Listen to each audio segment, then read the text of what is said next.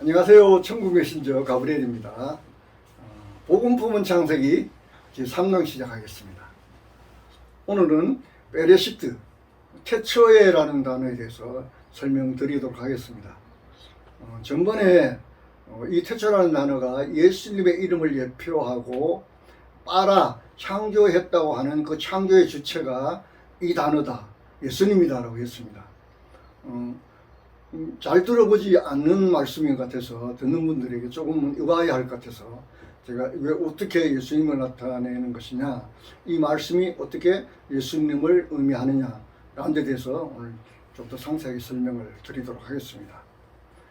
첫 번째 알파벳이 베이트인데요. 베레시트를 할 때 그 빼가 베이트입니다. 전치사로 앞에 붙어 있는데요. 그 베이트는 알파벳의 뜻은 집과 성전이란 뜻입니다.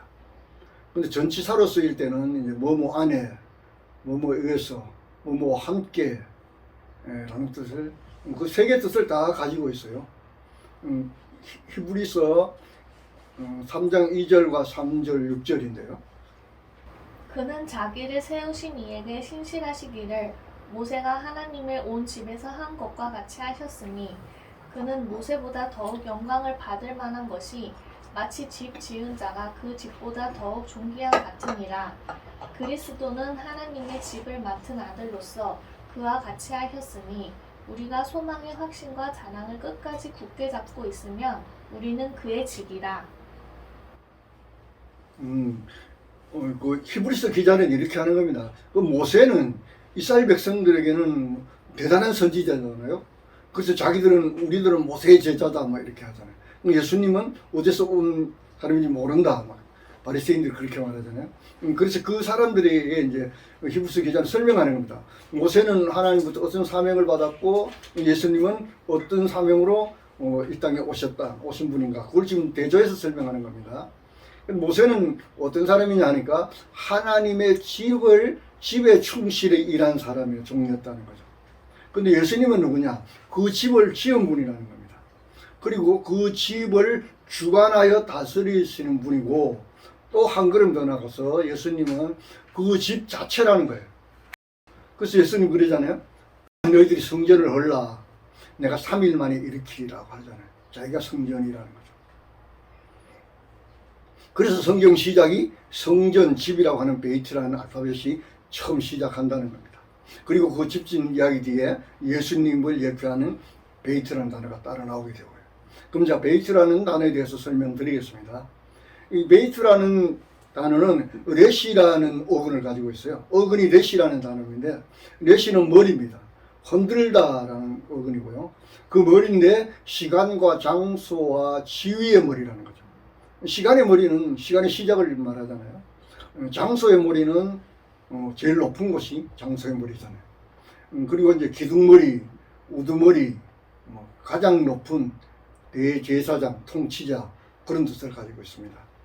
그리고 오늘 나오는 레시트라는 단어는 첫열매인데 시간과 질서와 계급의 첫열매라는 거죠. 시간의 첫열매는 첫 시간이죠. 그리고 첫째, 처음, 시작, 우두머리, 제사장, 그런 뜻입니다.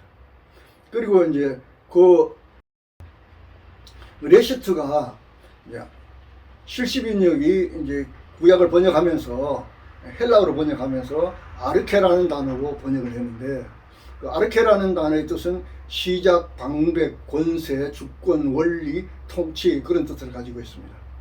그래서 요한복음 1장 1절에 보면 태초에 말씀이 계시니라, 그 말씀이 하나님과 함께 계셨고 그 말씀은 하나님이다 했을 때 그 태초라는 단어가 아르케입니다.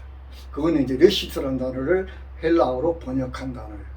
그래서 이 모든 말씀의 의미에 가장 적합한 분은 바로 예수 그리스도 한 분밖에 없다는 거죠. 지금 제가 이제 레시트라는 단어가 어디서 온 단어고 헬라어로 번역된 데는 어떤 단어 번역되고 하는 그 세 단어를 다 그 의미를 설명드렸는데요. 그 의미를 다 적용할 수 있는 분은 예수님밖에 없다라는 거죠. 그래서 레시트라는 단어가 예수님을 예표한다라고 했습니다. 정리하면 이렇습니다.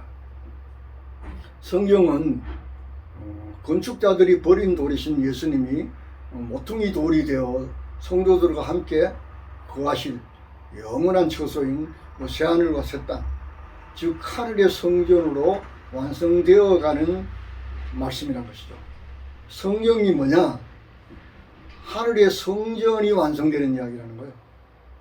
그 성전은 왜 필요하냐? 우리가 거할 영원한 성전이라는 거죠. 그래서 그 성전을 짓는 분이 예수님이고, 그 예수님은 또 모퉁이 돌이 되어서 그 성전을 자체시라는 거죠. 그것이 우리의 구원의 이야기라는 겁니다. 우리가 하나님의 성전을 완성되면 그 성전 안에 영원히 하나님과 함께 살게 되는, 그게 우리의 구원의 이야기라는 거죠. 그것이 곧 성경이라는 겁니다. 그래서 하나님의 말씀인 성경이 집 성전을 뜻하는 베이트, 알파벳으로 시작하고 영원한 성전 건축과 주님의 정체성을 설명하는 태초, 레시트라는 단어가 뒤에 붙어 나오는 것입니다. 이 말은 성경은 택함받은 성도가 주님 안에서 주님과 함께 예수 그리스도로 인하여 그분과 영원히 거하실 초소로 건축되는 성전 건축의 이야기라는 거죠. 제가 앞에서 설명드렸잖아요.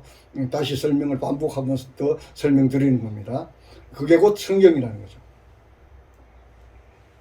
창세기 첫 이제 알파벳에서 시작한 집, 성전 건축 이야기가 계시록에서 성도가 영원히 거할 아름다운 보석으로 지어진 하늘의 성전이 성경의 결론이라는 겁니다.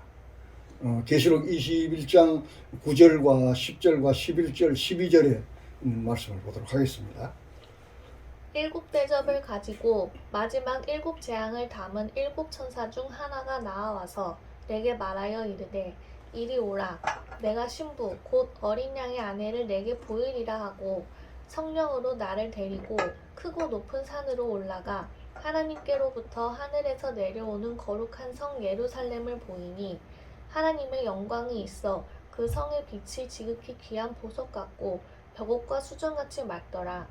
크고 높은 성곽이 있고 12문이 있는데 문에 12천사가 있고 그 문들 위에 이름을 썼으니 이스라엘 자손 12지파의 이름들이라. 네, 그 성전이 마지막 이제 21장 계시록 거의 마지막 결론이잖아요. 그 보면 이제 이렇게 되어 있습니다.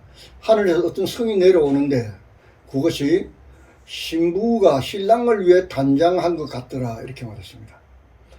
천사가 내가 어린 양의 신부를 보이겠다 하고는 높은 산을 데려가서 하늘 내려오는 그 새 예루살렘을 보였다는 거예요.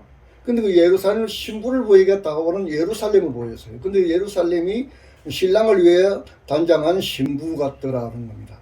근데 그 말은 정확하게 하면 그 신부가 신랑에 의해서 수리되어졌더라 그런 말이에요. 좀 이상하지만 신부가 신부로서의 어떤 망가졌다는 거죠. 잘못되어졌는데 신랑이 그 신부를 정상적으로 잘 수리해서 신부로 다시 정확하게 신부가 되게 했다는 거죠. 그래서 하늘에서 내려오는 어린 양의 신부고 그게 예루살렘 성이더라 라고 하고는 그 뒤에 그 성이 어떻게 생겼느냐를 설명하는데 그 설명 보면 다 성이 이제 진주로 되어서 성곽은 물로 무엇으로 되어 있고 안에 성전 무엇으로 이렇게 쭉 설명합니다. 그래서 그 성전이 완성되면 이제 계시록이 완성되죠. 그리고 그 성 안에는 성전이 없어요. 보면 하나님과 어린 예수님과 하나님이 성전이더라는 거죠. 그렇게 성전이 완성되면 우리가 그 성전에서 영원히 살게 된다는 거죠. 그게 성경의 결론이고 우리의 구원의 완성이라는 겁니다. 그래서 성경이 이제 집이라는 베이트라는 성전이라는 알파벳으로 시작해서 계시록에 하늘의 아름다운 성전이 완성되면 성경은 끝나고 우리의 구원의 이야기도 거기에 그게 우리의 구원의 이야기라는 거죠. 그래서 성경이 끝난다는 겁니다. 즉 이겁니다.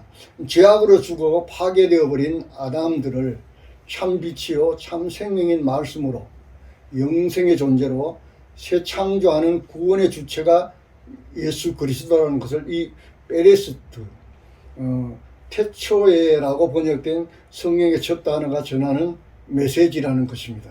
지금 말해서 성전이 집 짓는 이야기가 계시록 창세에 시작해서 계시록에 마친다는 말은 우리가 하나님의 성전이었던데 그 성전이 파괴되어져 버렸다는 거죠. 죄악으로. 그걸 다시 구원해서 하나님이 함께 할 수 있는 하나님의 백성으로 온전하게 구원해내는 이야기. 그게 하나님의 성전으로 완성된 이야기라는 겁니다. 그래서 요한복음 1장 1절과 2절, 3절, 10절을 보도록 하겠습니다. 태초에 말씀이 계시니라. 이 말씀이 하나님과 함께 계셨으니 이 말씀은 곧 하나님이시니라. 그가 태초에 하나님과 함께 계셨고 만물이 그로 말미암아 지은 바 되었으니 지은 것이 하나도 그가 없이는 된 것이 없느니라. 그가 세상에 계셨으며 세상은 그로 말미암아 지은 바 되었으되 세상이 그를 알지 못하였고. 네, 여기도 보면 예수님이 창조의 주체인 걸 설명합니다. 그분을 인하여 만물이 지어졌다라고 하죠. 그래서 창세기 창조 이야기도 창조의 주체가 예수님이다라고 저희들이 제 강의에 이제 말씀을 드렸습니다. 이해가 좀 난해하는 부분도 있을 것 같은데요. 여러분 좀 여러 번 반복해서 들으시면 이해가 되실 겁니다. 오늘은 여기까지 설명드리고요. 다음 시간에 뵙도록 하겠습니다. 감사합니다.